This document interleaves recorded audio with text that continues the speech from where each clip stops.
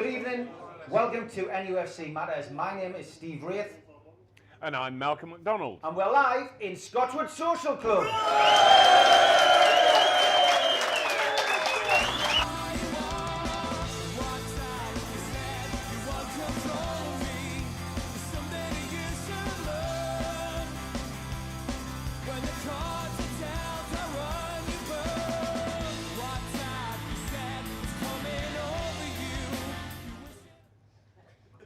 Welcome along to NUFC Matters. A little bit different this week. We're in Scotswood Social Club, myself and Malcolm. No John Gibson this week. He is otherwise engaged. But we've got a good audience and a good crowd in, so it's a little bit different. We're here to entertain the crowd, so we're going to do 45 minutes Q&A with Malcolm, talking about his career at Newcastle United. We'll have a little bit of a break. So the programme, if you're watching on Facebook, will go off for 15 minutes. Then we'll be back for the second half where we'll be talking about Newcastle United and what's going on at St James's Park at the moment. We'll be looking back at the game against Brighton and also looking ahead to this weekend's game against Leicester, where we'll also have the fans involved. We'll also have a special guest on the sofa this week. We've got Paulie Belter, who's a local musician who's making Mike Ashley's life a misery. At least somebody is. Malcolm, great to have you at Scotswood Social Club. We've had a great welcome. Great to be in these surroundings in the heart of Newcastle. Let's talk about how you arrived at St James's Park. You know, how did you become a Newcastle United player? Well, I was a Luton player in the, and it started in the 3rd division. Thankfully, I was able to get away from Fulham Football Club, which I'd supported as a kid, but when I was actually there as a player, the whole atmosphere was absolutely awful. The manager, it was his first managerial role, was Bobby Robson. And I saw the senior pros really turn on him, and they were sort of looking after themselves. And so they turned on him and on the youngsters, of which I was one. And so Bobby was sacked, and I had just scored 5 goals in 6 games, and I was dropped. And so I played out the rest of the season in the reserve side, but needed away, and I went to Luton, and the manager, Alex Stock, taught me one of the greatest lessons I've ever learnt in my life, and that came on the Friday before the first game, and we weren't sure what the team was actually going to be on that first game, and the coach came down, pinned the team sheet up, and everybody was there, and I was at the back of everybody looking overheads to see if I could see my name on the team sheet, and I couldn't, and I went down to the 4, 5, 6, 7, no, 8, 9, still no. And then 10, 10, McDonald. So I was playing. And so that, I felt great for that. And I was just 19 years of age. And so the coach said, right, just the 11 who are starting the next day, once you sat in numerical order to what you're going to wear tomorrow, and so get yourself sat down, and we'll wait for Alex Stock, who then burst into the dressing room, and he said, right, here we are. He said, first game of a brand new season, and he said, the good people of Luton Town are going to be coming in their droves to watch you lot play, and the least you can do is win some promotion for them. What do you say to that? And so we all dutifully nodded our head, and we went, yeah, let's get promoted. Now, usually managers, it's a taboo subject, being successful come the end of the season, promotion, or you just never mention it. But Alex Stock was quite the reverse, and he just faced things head on right from the word go. And so he planted promotion in our heads, and we were in the 3rd level, and so he said, well, it's good that you all agree that we're going to go for promotion, so now I'm going to tell you how to do it. He said, we've got 46 games in this 3rd division this season, and of those 46 games, we can't afford to lose any more than 9. Now, he said, when it comes to the wins and the draws, they'll look after themselves, but you cannot lose more than 9. To achieve that, he said, at one end, we can only let in the 46 games we've got to play, we can only let in a maximum of 36 goals. Whilst at the other end, we need to score a minimum of 82. Now, he said, you defenders and midfield players, when it comes to keeping the goal tally down against us, I'm not going to tell you how to do that. We'll work on that on a week-by-week basis. He said, but at the other end, he said, I can tell you where those 82 goals are coming from. He said, Tony Reid, goalkeeper, don't expect you to score any goals, but I do expect you to save at least 3 penalties. Right back, John Ryan, you love an overlap, and I've got you down for 5 goals. Jack Bannister, you poo your pants every time you cross the halfway line, but nevertheless, I've got you down for 3. Mike Keane, captain of the side, you love a free kick, and I've got you down for 10. And he went on to the 5 and the 6 and the 7 and the 8, and he got to the 9, who was the most experienced player in the side, a fellow by the name of Laurie Sheffield. And Alex Stock looked at him, he said, Laurie Sheffield, by heavens, old son, you've been about a bit, you've had more clubs than Jack Nicklaus. He said, but nevertheless, he said, you can still run and you can still jump a bit for an old un, and I've got you down for 18. And very quickly, I'm sitting next to Laurie. I thought, well, if he gives the old head 18, he's probably going to give me young legs. Give me the same, maybe 20. Can I get 20 and 46? Yeah, I think I can get 20 and 46. Yeah, so I'm starting to feel quite confident. Yeah, I can get about 20. And Alex Stock, he averted his gaze a few inches from Laurie Sheffield to me, and he said, McDonald, the new boy, 30. And went straight on to the outside left. And I sat there shocked. And I nudged Laurie under the ribs, and I said, Laurie, did I hear him right? Did he say 30? He said, you did hear him right, boyo, and bloody good luck to you. And so the next day, and it was big time stuff at Luton Town down at Kenilworth Road, I can tell you we were playing Barrow Town. But they had to be beat, and beat them we did. We beat them 3-0. I had made 2. But I hadn't scored, and I came into the dressing room after the end of the game in a fit of utter depression. And all I'm thinking is, blimey, I've still got 30 goals to score, and I've only got 45 games in which to get them now. Flipping heck. And players could see me as the youngster in the side. I was under pressure, and they worked great with me in training. And then we went down to Bournemouth the following week. It was 0-0 going into the second half, and midway through that half, Mike Keane, the skipper, he slid a lovely pass between the 2 centre-halves, and I'm away, got onto the ball, just to keep the beat, went round him, knocked it into the net, and we won by that single goal. But more importantly than winning, I had scored, and I was off that dreaded 30 figure. And all I had now to get was 29. And all of a sudden, life seemed an awful lot easier. And so as the season went on, and I was scoring, and we were winning, that things were really going well. And we got to the last game of the season, and all we needed was a draw. A draw to ensure that we went up. It didn't matter what other results happened on the day. If we got a draw, we were promoted. And as it happens, we went out, we were playing at Mansfield, and we played 10 at the back. And we made sure that they never got a shot on goal, and we got the draw that was needed. It was 0-0. We kicked the ball out the stadium about 20 times. But it worked. And we came into the dressing room afterwards. We were promoted to the 2nd division.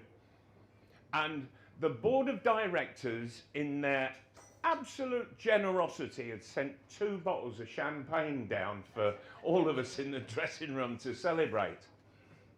And so I poured some champagne into 2 plastic cups, and I went over to the manager, Alex Stock, and I offered him one of the plastic cups, and I said, well, here's to you, boss. You said that we could get promoted, and we certainly did. I've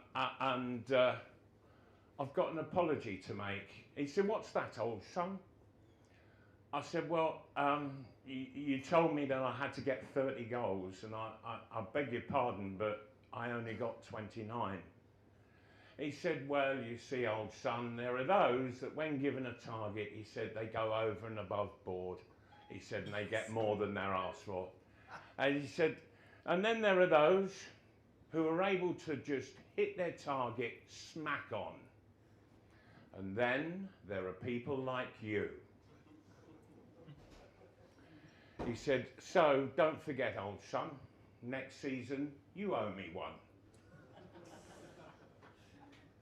At the start of the season, we had a lot of new faces in the dressing room, but we still all sat in numerical order, and he went through pretty much the same ritual, and he got to me. I was now wearing 9 rather than 10, and he said, McDonald, the not so new boy, 30, and don't forget you owe me one.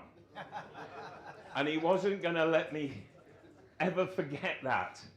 And so we got to about Easter, and we had a couple of poor results, and that meant really that promotion was beyond us.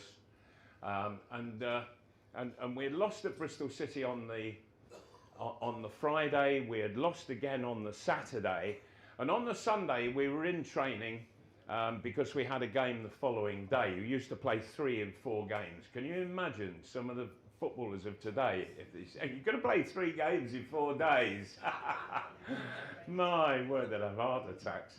And so at the end of the training, Alex Stock, he came out and we were training just around the track, and he said, over here, old son, pointing to me.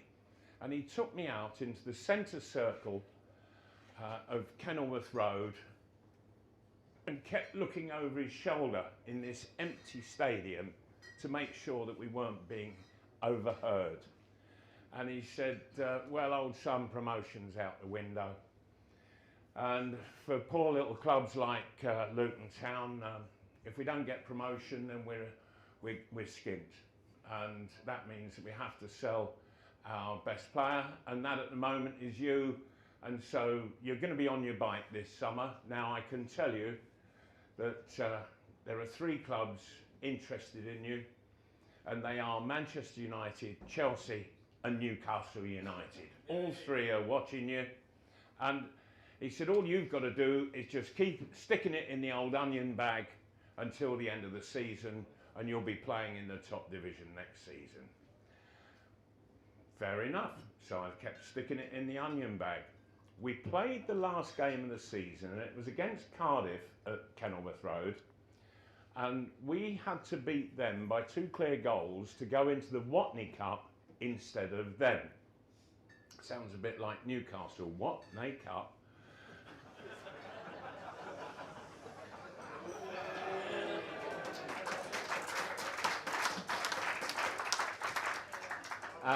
And so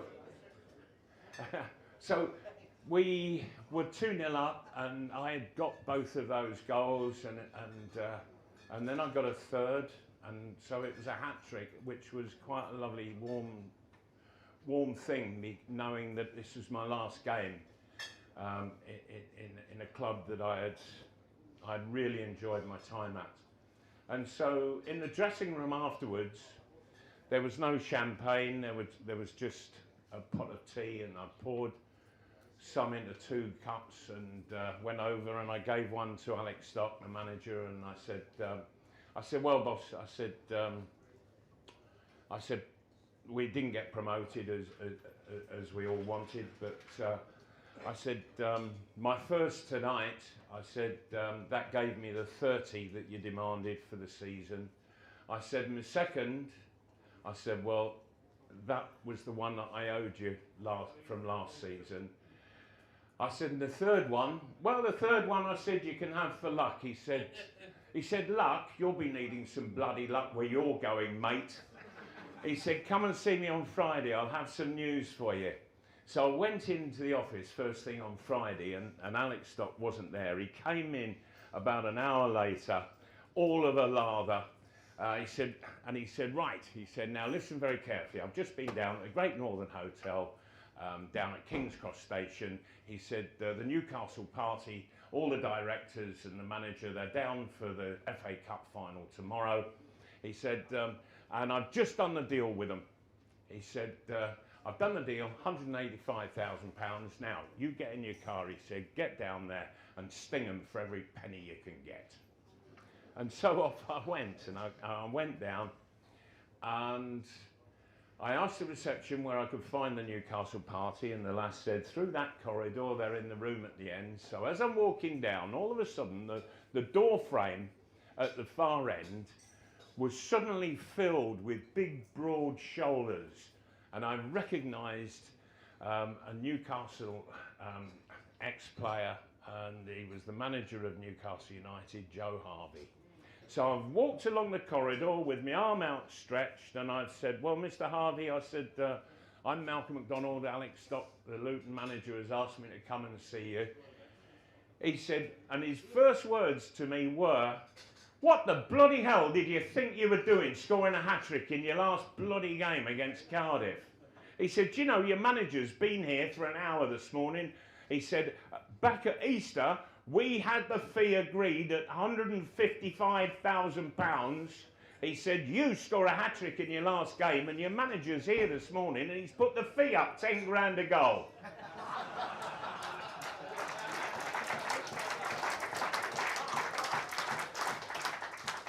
Well, all I can say is that Joe wasn't complaining after the home debut.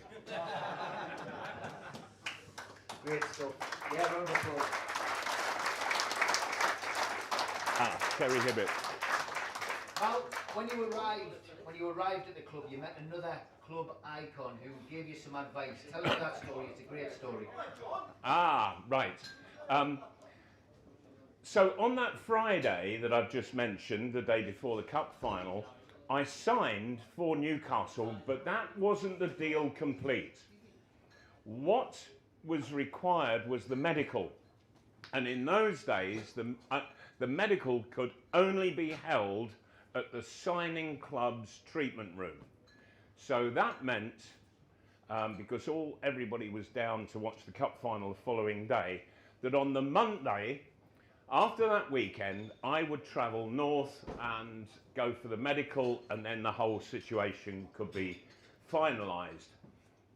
And so I went back and told Alex Stock, and he said, okay. He said, well, old son, we've got something organised for you. He said, George Twigg, who sponsors the club, he's the local car dealer, and he's going to lay on his Rolls Royce. So get it all sorted out with him, and good luck to you. I said, well, thanks very much. And on the Monday, very early in the morning, I got into the Rolls Royce, and a young director of the car company drove me up. And we'd just come across the Tyne into Newcastle, and the lad, he stopped and he said, get in the back. I said, I beg your pardon. He said, get in the back, get on the back seat. And he's put a chauffeur's cap on. And so we've driven up, and we've gone up St James Boulevard, and we've then turned left, then right, and we've gone through the gates of St James Park, and he's taken this big circular route in the car park, and there was a whole gaggle of press all on the steps leading to the main entrance, and he's pulled up in front of this gaggle of press, and he said, stay where you are. And he's gone out of the car and walked the long way round and got to the back door opened it up, and out I've stepped. And a voice right in the crowd, in the middle of the crowd of press guys, said, "This is the first time I've ever seen a player actually arrive in his signing on fee."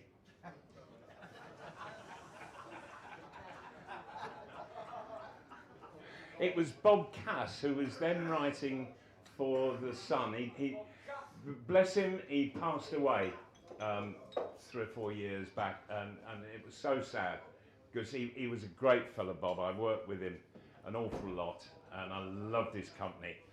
So anyway, we went into, I went into the medical room, because that was what I was there for, and the physios and the doctor, they did all the tests and everything on me. Well, I'd never missed a game through injury up to that point, and so they passed me with flying colours, and that was the deal, completely finalised, ratified, all the paperwork signed, and it was all then to be sent off to the Football League, and I was now a Newcastle United player. Whoa! Oh. And so I went through to the press room, where they had put out a table and chair similar to this, and I sat with all the press in front of me and did the press talk, and at the end of it, it sort of became a little more laid back, and we all sort of intermingled. But then, all of a sudden, it was like a parting of the Red Sea. All of the press, all just gave an avenue of space, and a guy started walking, and you could sense that everybody just totally revered him. And he's come through, and I thought, I recognise this fella. I saw him play back in 1956 when Newcastle United played in an FA Cup replay down at Fulham, and it finished 5-4 to Newcastle United. Now, can you ever imagine it happening now, what happened to me back in 1956? On the Monday at school, I was at Queen's Manor Primary School, which was just down the road from Fulham Football Club. The headmistress stood up at assembly, and she said, well done to our local football team, Fulham Football Club. They got a very creditable draw in the FA Cup up at St James Park in Newcastle. All get your maps of Britain out and find out where Newcastle is. Now, she said, what I can say to you is this: if anybody wants to genuinely go on Wednesday afternoon, the kickoff's at 2 o'clock, and watch the replay, come here for your lessons in the morning, have lunch, and then and go to the ground and watch your football.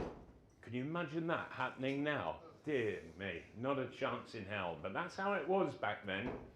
And so off I went. Dear me, red rag to a bull.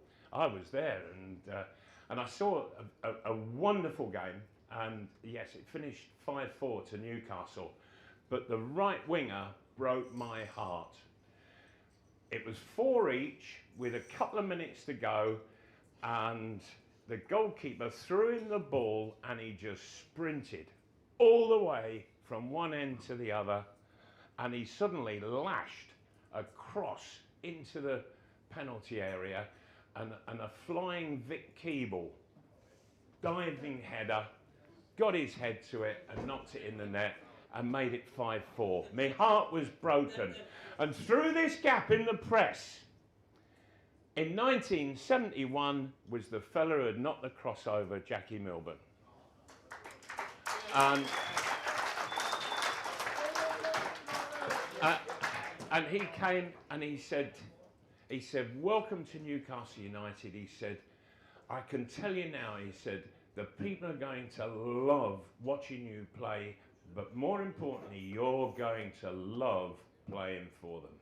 He said, now, he said, it's very important that you get yourself settled down, very important. And I said, well, I intended to do some house hunting later this week. He said, good, see me here Friday, 10 o'clock. He said, and I'll show you around. And so my chauffeur on the Friday was Jackie Milburn, driving me all over Tyneside, showing me all the different areas. And so he drove me around various places, and then we went across the town more, I remember, and into Gosforth and Jesmond, and then we were going along the coast road, and he sort of did a detour around Wallsend. I don't know what he was trying to tell me. And we continued, and then he drove me around North Shields and Tynemouth and Cullercoats and Whitley Bay, and we continued up through Seaton Sluice, and he put his foot down and got past Blythe as quickly as possible. And all of a sudden there was a sign saying turn left Ashington, and that's the way that we went. And as we were getting near to Ashington, all of a sudden Jackie's left arm swung out across my face, and he said, all right, you daft southerner, you right softy, what's that? And I looked out, and it was like a football pylon, but with a wheel at the top. And I thought, oh dear me, I'm really under pressure here. And I said, I'm really not sure, Jackie. I said, but I'll hazard a guess. It's a pit wheel. He said, oh, so you're not such a daft southerner after all. He said, that's not any old pit wheel though. That's the pit wheel that used to take me and all my relations down the pit, and we used to work a mile underground, he said. And he said, but God was kind to me, he'd given me football skills, and I was able to use my skills to get me out from a mile underground, and I was able to forge a football career for myself. I even went on to win cup finals at Wembley, get medals, and play for my country. He said, so he really was good to me, was God. He said, but he said, there's still my friends and my family, they're still down there and they're working to this very day. And he said, now let me tell you something about playing for Newcastle. He said, get yourself changed for your first game, he said, and come down that tunnel, he said, and you'll hear a cheer that you won't hear anywhere else. And when you're out on the pitch, he said, your job, quite simply, is to get the ball, run at defenders, beat them, get to the penalty area, and start raining shots on the goal. He said, and you'll miss with some, you'll hit the woodwork, the keeper will save them, but sooner or later, the goals will start going in. He said, because, he said, why I'm telling you this is, he said, they are working down the pit, never seeing the sunshine from Monday to Friday, and on a Saturday they come out, they get a week of muck off them, and on the Saturday they get on the bus, they go into the centre of Newcastle, they'll have a couple of pints, get up to St James's Park, and there they are on the terraces watching you, he said, and you are the highlight of their week. Make the most of it. Make the most of it, young man, because they never see the sunshine. So sun, shine for them.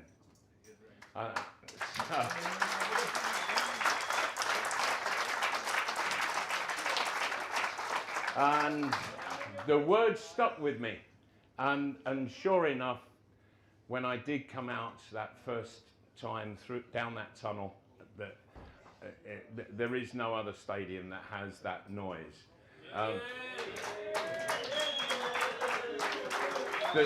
The trouble is, what I think's happening now, you're scaring the bastards. Let's talk about that home debut, Mal. I'm sure everybody would love to hear your recollections of that fantastic day at St James's Park against Liverpool.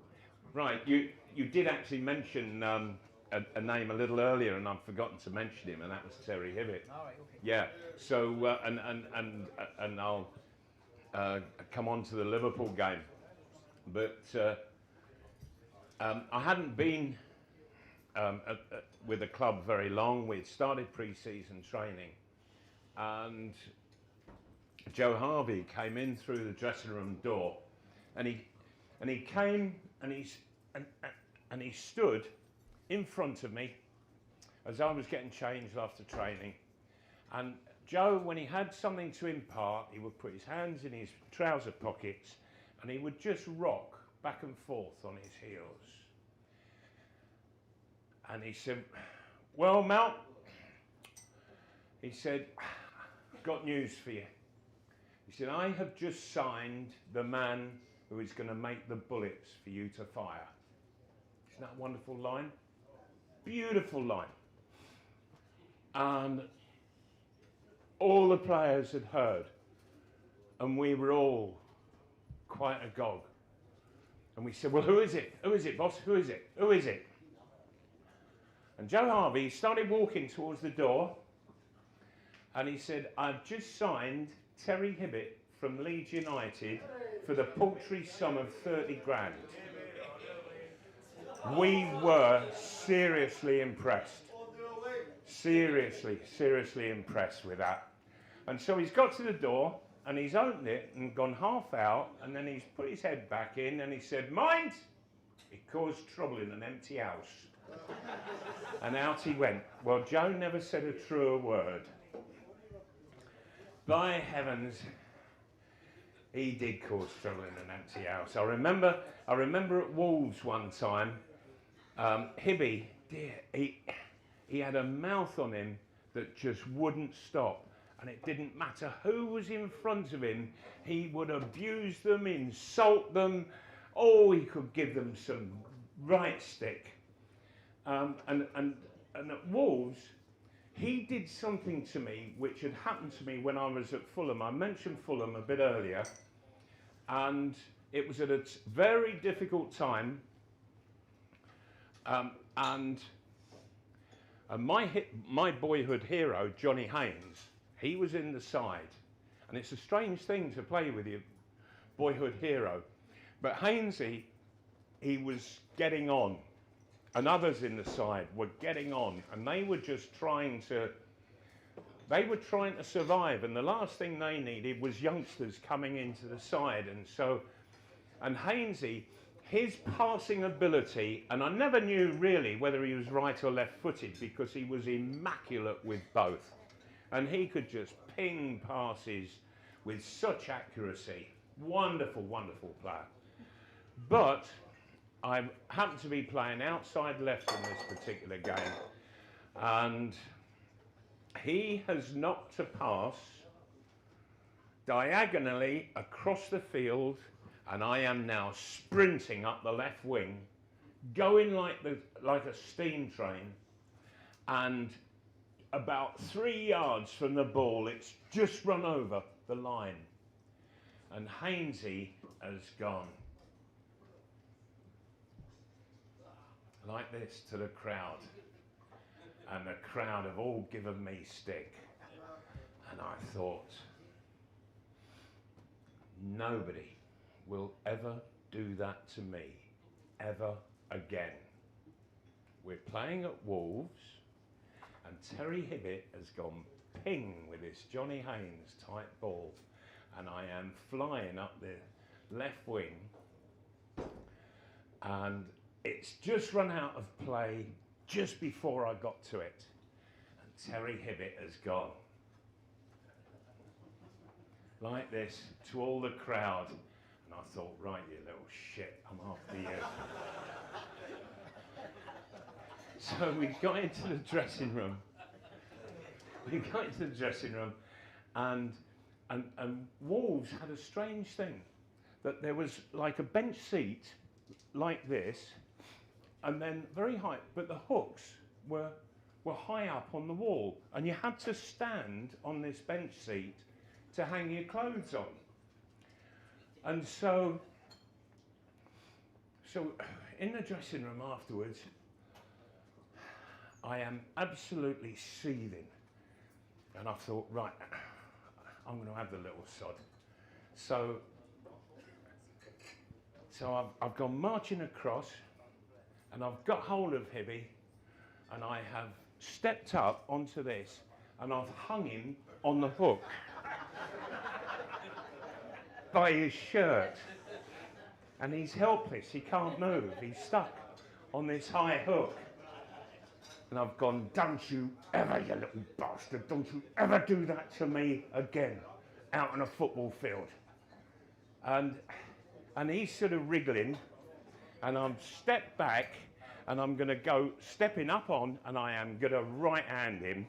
And as I've pulled my arm back, John Tudor has grabbed me, and I've thrust forward, but had to stop because of John's weight. And John has gone flying over my shoulder and has nutted Terry, who was unconscious now on this hook, and John's lying on the floor, unconscious as well.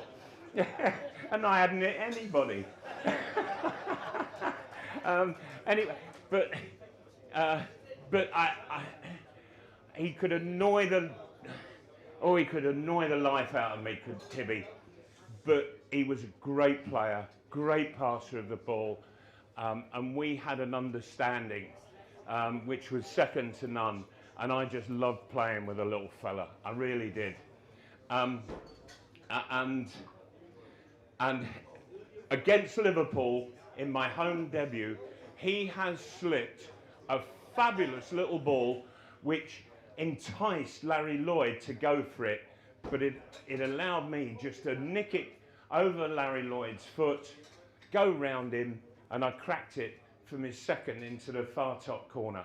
And that was it was just an absolute beauty of a pass that invited the centre half to go for it, and Hibby knew that he would never get it, and he was an absolute ace. And of course, who was at Hillsborough for the Burnley semi-final?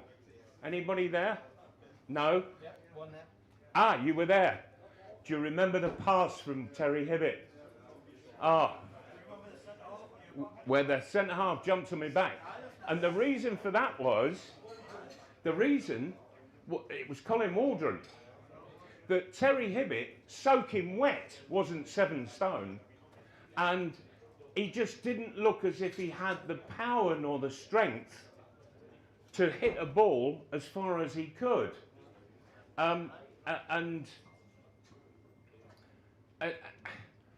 But with Terry, it wasn't power or strength that was required. He had immaculate timing. There was one time Joe Harvey came into the dressing room, and we're getting changed for training in the middle of the week, and Joe, he's come in, he's gone, effing little bandit. He's a right little sod and a bandit. He bloody lies, he was telling me. And we've gone, what are you muttering about, boss? He said, that bloody Terry Hibbett, he's a bandit. I said, what do you mean he's a bandit? He said, I played golf with him yesterday. He said, and as you know, he said, I play off 6 and I'm a big hitter. Him, he told me he was playing off 16. He said, he outdrove me off every bloody tee. He said, 7 stone, soaking wet he is. And he was really upset, was Joe. But of course it was just timing with Hibby. Just perfect timing, whether it was golf or tennis or football, it didn't matter. And he just had that wonderful relationship with a ball. I I love playing with him, and at Burnley, and you'll remember Burnley were absolutely brilliant on the day. They were brilliant. The star of the game was William McFall, who kept them out. He was absolutely phenomenal with the saves that he was making, and it was frustrating Burnley. And all of a sudden, Burnley have got a corner.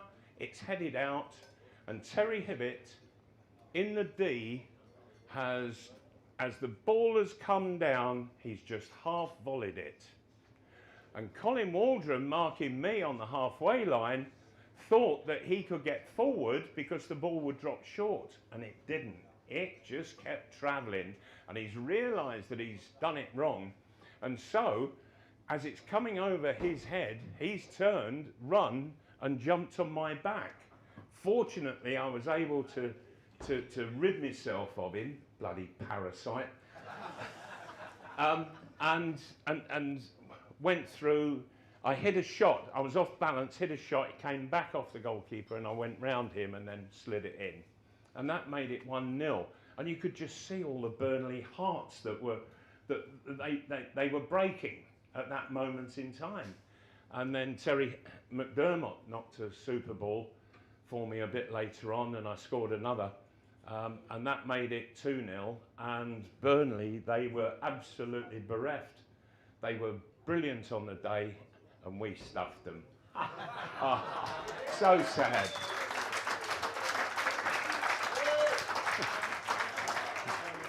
I think just with the time, what we'll do is we'll finish the first half off with the story about how Terry Hibbett left the club, because I know that's a story which I think the public would like to hear, and it's not a very pleasant one. No, it was 1975-76 season, and Joe Harvey in the summer, he was sacked, and nobody at the club could believe it, and so Joe was gone, and I had it organised to go in the summer, to go out to Johannesburg in South Africa to play for a club over there, because I didn't like long layoffs. I wanted to keep my fitness up, and I needed to keep playing. I wanted to keep my touch and shooting at its best. And so I've gone over there for a few weeks and playing for Lusitano, and we used to train in the evenings. So one afternoon I'm lying on the bed and the phone's rung. So I picked it up and I said hello, and a very familiar voice said, hello Mal, John Gibson here from the Evening Chronicle. I said, hello Gibbo. I said, so what's going on? He said, well, I've got some news for you. I said, oh yeah, what's that? He said, the new manager has been appointed. I said, oh, really? I said, go on, tell me. He said, no. He said, I'm going to give you 3 guesses. I said, oh, right. I said, first guess. Brian Clough. He said, no, it's not Brian Clough. I said, okay, then it's got to be Bobby Robson. That's my second guess. He said, no, it's not Bobby Robson either. I said, oh, whoa, last chance. I said, oh, please don't tell me it's Jackie Charlton. I don't think I could cope with that one. He said, no, it's not Jackie Charlton either. I said, well, then I give up. He said, they have appointed Gordon Lee. I said, Gordon who? I'd never heard of the man. Never heard of him. The back page headline in the following day's Evening Chronicle, in the biggest, thickest black letters you have ever seen on a newspaper, read, Gordon who, question mark, says Supermac from Johannesburg. Oh, cheers, John. Thanks very much. So anyway, When my time finished over in South Africa, which was about 5 days before I was due back for pre-season training at St James, I got back and I thought I'd go in and just let myself be known to the new manager. I'll introduce myself. So in I went, parked, and I read the journal that morning, and there were some photographs in it of some of the new people that were arriving, and in particular Gordon Lee's coach, who was Richard Dinnis. And so I'm walking along, and blow me, the double doors have opened, the main entrance, and coming out of there is the fella in the photograph, and I am not good with names. I never have been. And so I've looked and I thought, oh, it's the fella in the paper. So I've gone across and I said, hello, Malcolm McDonald. I said, it's nice to meet you, Dennis. I thought his name was Dennis Richards.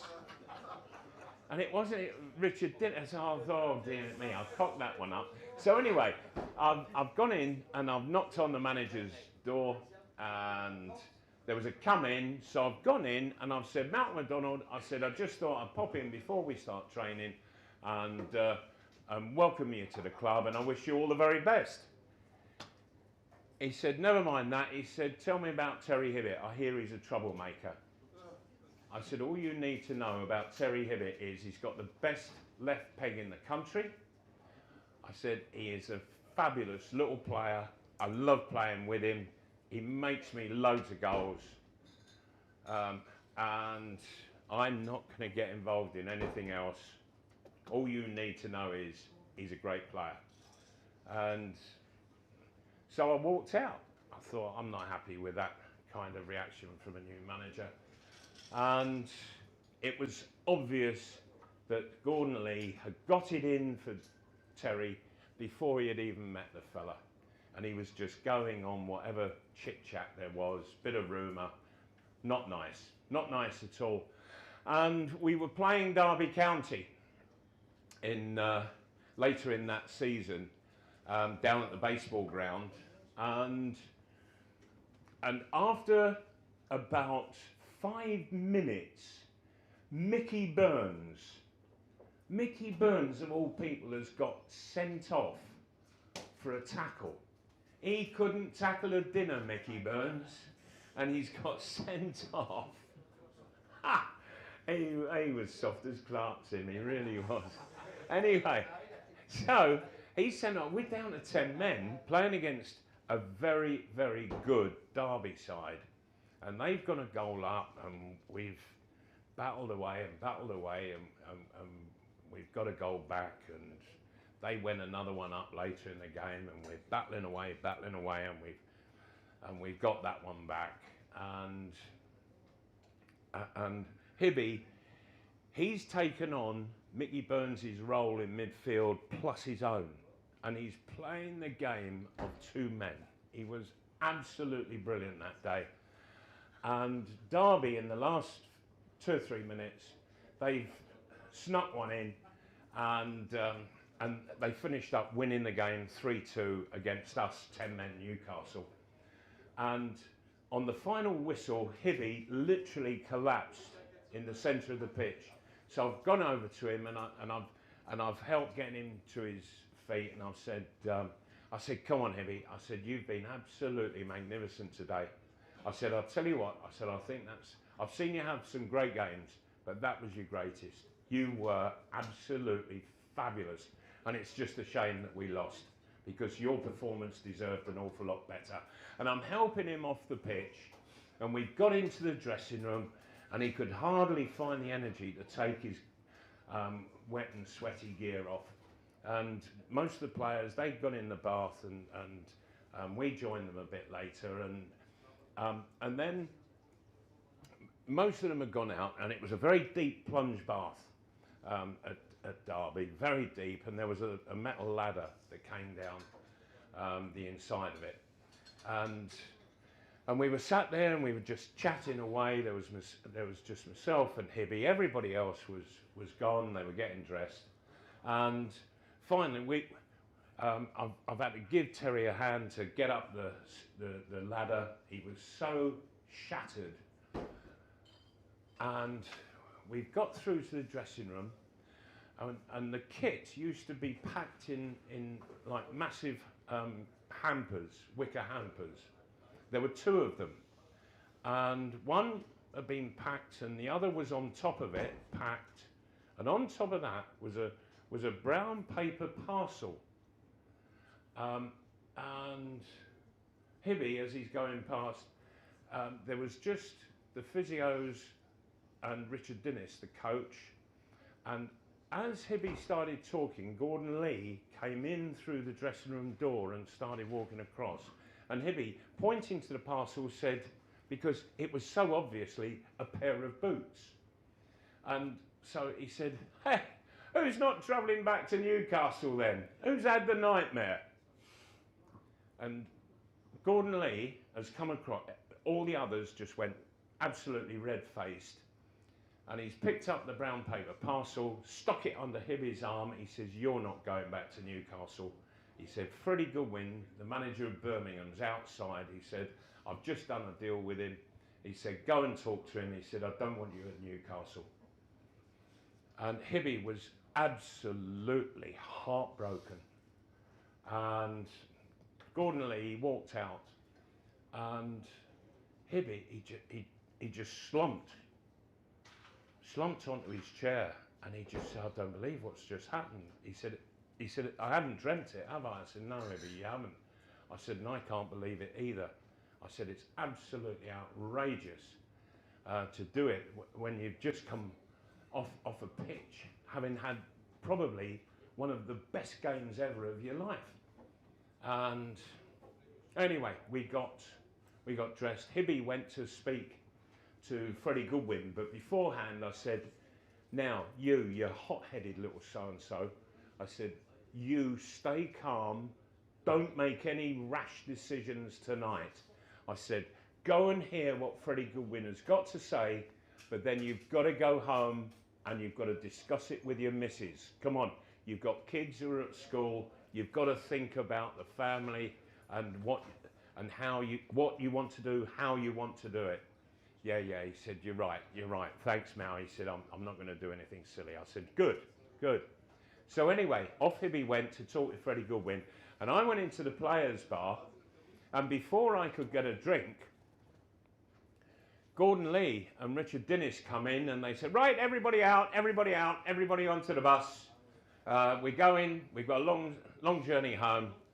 So they've ushered us out. Me, I'm gasping for a drink. I've just played 90 minutes of football with a man short and didn't get anything. So anyway, we get onto the bus and Gordon Lee has come on last and he's sitting down and he said to the driver, Bob Davis was his name, bless him, lovely fella.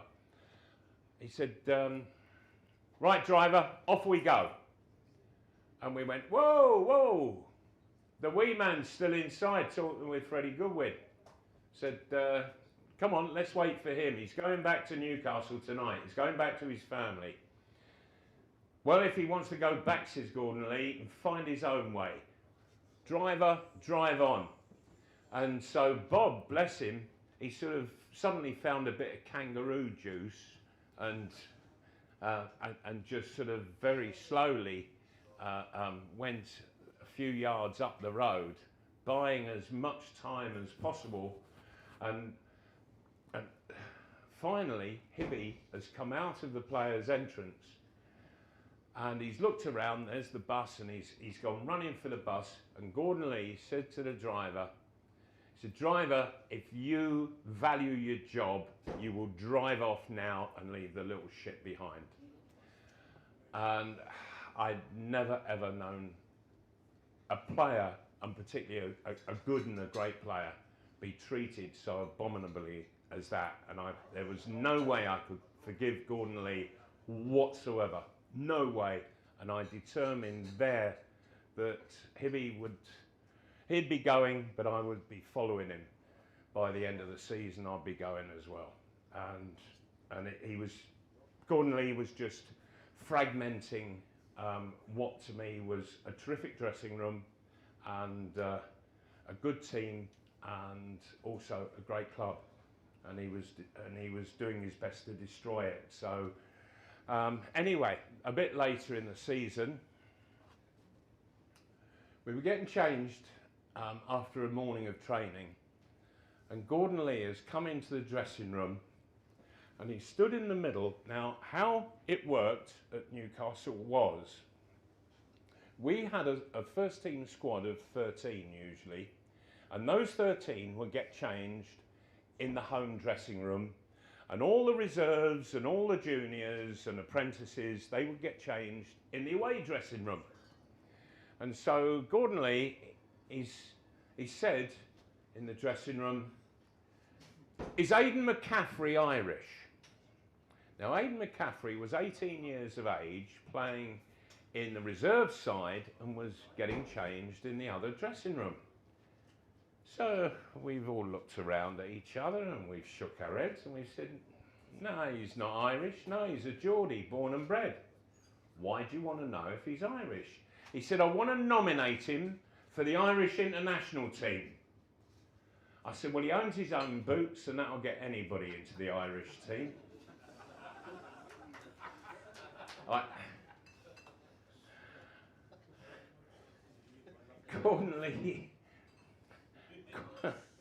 Gordon Lee says, "Well, if he's not Irish, are his parents Irish?" Oh, sorry, because we said that he was a Geordie, born and bred, and he was a Geordie, born and bred. So he said, so Gordon Lee says, "Are his parents Irish?" We've looked around each other. We're like, no, they're not Irish either. And Gordon Lee says, "How dare he not be Irish and have a name like Aidan McCaffrey?" I said, "Oh, for heaven's sake, Gordon Lee." I said, "My name is Malcolm Ian MacDonald. You can't get a more Scottish name than that. And I play for England." He said, "You should not play for England with a name like yours." Tommy Cassidy said, "Excuse me, boss, but how many times have you played for China?"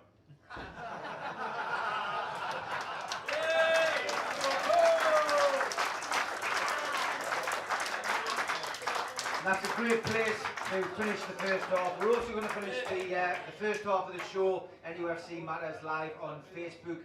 We'll be back online at 9:15. But for the moment, thanks from me and Malcolm and all the audience at Scotswood Social Club.